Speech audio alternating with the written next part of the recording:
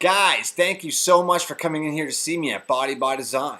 Okay, this is number 5 of mapping out menopause, and this is anticipating menopause. Okay, this is going to be huge and will save you so much stress and so much worry and really help things move along faster. Okay, like we really need to start paying attention to ourselves right now, and we need to get honest. Okay, very honest. Let's recap on what we know. We know that premenopause, or the transition phase, starts anywhere between the ages of 35 and 50. Okay? We know that menopause is going to be between the ages of 45 and 55, with the average being 51 years of age. Now, I've said all of that, and none of it really matters. Okay?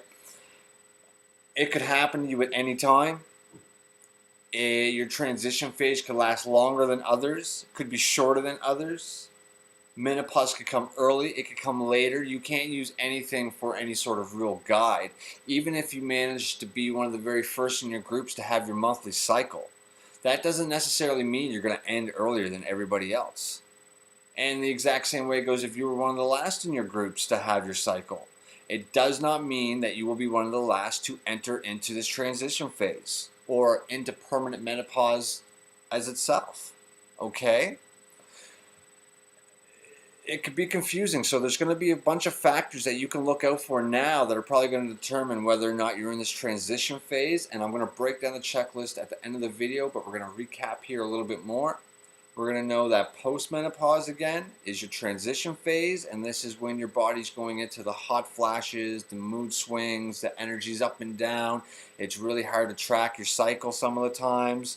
Then we're going to go into something that's also called medical menopause, and this is when you had any sort of surgery done to your inside that had to be done, or maybe the drugs you had to have been taken sort of messed everything up. Okay, it might last permanently, or it might only last a few months before things jump back on cycle again and you're okay. We also have surgical menopause. This is when you have things like your ovaries and stuff taken out. And with your uterus, if it's only the hysterectomy that you had taken out, but you still have your ovaries, you're in that middle ground still.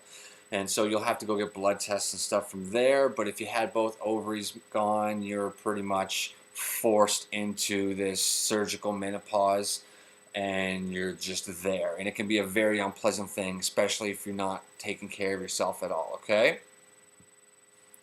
So, let's do the checklist. I got it written down here, okay? Give me a second, flip it open. Okay, the symptoms that menopause might be here will be as followed. Dry skin, dry hair. You'll notice like fingernails and stuff might not be as hard, or they might not be as growing as fast. Fuzzy thinking, this is the big one. Okay, now please don't get mad at me when I say this, all right? I'm really trying to be as pleasant and trying to make this as pleasant for you as possible. This is what I like to call brain fog. And if you're in your transition phase, you might find a hard time remembering even just a phone number for 30 seconds. Or you were on your way to go do something and then your mind goes blank and you completely forget what it is. Or this is the bad one, and this is the one that I see the most when it comes to people that are really, really unhealthy and having a hard time with transitioning, and the brain fog's really bad because of the unhealthiness, is not being able to follow or pay attention in a conversation, getting very offended for no reason at all, and then find yourself screaming at everybody in the room with a fury like nobody else, and your husband and everybody else is sort of backed up against the wall like, whoa. Okay, they have no idea why you're upset. You don't have any real idea why you're upset. You're just really effing upset, and you are, brah, you know what I mean? And I know it's hard, and then all of a sudden you might come to, and then all of a sudden it's like, why am I yelling so much, and why is everybody looking at me like that? And then feel almost embarrassed about it, okay? Look, it happens, man. And like I said, a lot of us have been living our lives living on health facts from like grandparents and mothers and stuff that don't know anything about nothing. And I'm not saying that to be mean, but it's the absolute truth. It's like when I used to listen to people telling me how to lose weight and how to get fit and stuff, but they had really no idea. You see them in the gym here 5 years later still looking the exact same way. Clearly they have no idea. All right? What else do we got? We got hot flashes, also called hot flushes, okay? 1 minute you're fine, the next minute you're sweaty, and you're probably going to find you're getting a little emotional around this time too, okay? Insomnia and interrupted sleep. This is another huge one. And a lot of the times, like, you're feeling cranky and moody, it's just because you're tired, but you're having a really hard time toning it down, okay? And it's really out of behavior for you, okay? Irregular periods. A lot of women out there that are semi-educated like to think that they can branch everything off of how their periods are, and I'm going to tell you that's not the truth. It could be going up and down to a degree in which you don't really notice or you're not really paying attention to, and everything is never 100%, okay? Irritability. This kind of goes hand in hand with the fuzzy thinking, being snappy a lot more. What you'll find especially is if you've been going through this for a long time and you're considerably overweight, the irritability and the hot flashes get worse and worse and worse. A really good indication of this is your friends have stopped calling. Men have stopped coming around.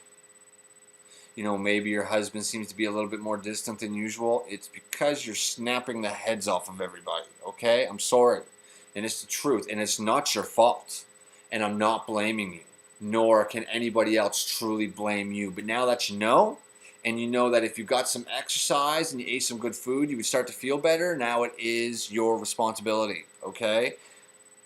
I'm just a messenger here, guys, okay? I'm really not trying to start a fight here at all. Memory lapses sort of falls in with the conversation of fuzzy thinking and irritability. The mood swings fall right in there too. 1 minute you're okay, the next minute you're not. Urinary problems, okay? Bladder infections, really smelly pee. Maybe, your organs aren't working well because you're not hydrating and your hormones are all a mess. And any sort of vaginal dryness or irritability, okay? If you are in a relationship, maybe you got some kids or something in the family, or maybe you've just been together forever, what's going to happen is that this is really going to jumble together on you, all right? You're probably going to get like a little bit of a few things, and you're going to start placing the blame towards other places and other things so that you can sort of bring a meaning to why it is you're feeling the way you're feeling, and when in reality it's not really your fault or anybody else's that your hormones are all out of whack right now, you know what I mean? And you're blaming your husband, or you're blaming your kids, or you're blaming work, and now you don't feel like having sex because you're so effing stressed out. But that's not really, it all flows together. It's not your husband, it's not your work, it's not the kids, okay? It's your health. And I really feel for you on this. I mean, I can't speak from experience, but I know from having worked with so many women for so many years, and you guys truly, truly being the basis of my career, for me being able to look after myself, dress myself, pay my rent. I mean, I was raised by a single mother that had to go through this. She had a hysterectomy, and so it started early, and me and her, we made it through that because I was a little bit older and I was getting into the diet and stuff, and this is when I really started working on it, right? I wanted to help my moms, and I worked at the GNC store, and I wanted to help the ladies coming in. I mean, that's who I am, right? If I didn't have to pay any bills, I'd just be walking around helping people for free all day. You know what I'm saying? So guys, I gave you the checklist. Check that stuff off, write it down, really pay attention, really be truthful to yourself, okay? Let's make a plan. Let's set some real good, manageable goals. Find yourself an expert. If you're still a little bit confused, come in and see me. By all means, 3 sessions are free. If you're not anywhere near me, like I said, go find yourself somebody that is more into like natural remedies before going to any sort of prescription or hormone therapy, okay? Find yourself a naturopath. Find yourself a good dietitian that's education has begun beyond the dietitian school, because dietitian school to us fitness people is kind of a joke.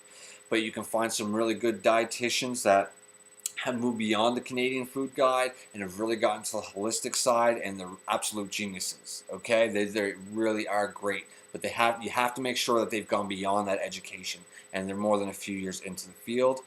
Find yourself a personal trainer. You would be surprised at what exactly we specialize in, and always make sure that they're specializing in something. And if they're trying to tell you that they specialize in a million different things, they're lying to you. Okay? I specialize in time management, goal setting, and taking action on things, and women's health. And these four things, the four first things, all sort of come together into like 1 or 2 workshops, and then women's health is what I do. Okay? So again, this is Josh from Body by Design. This video went a little longer than I wanted, but that's okay. It's never too late to live the life you could have lived. Let's get responsible, let's start paying attention, and let's get happy, guys. All right? Have yourself a good day. Thank you so much again for coming in here to see me.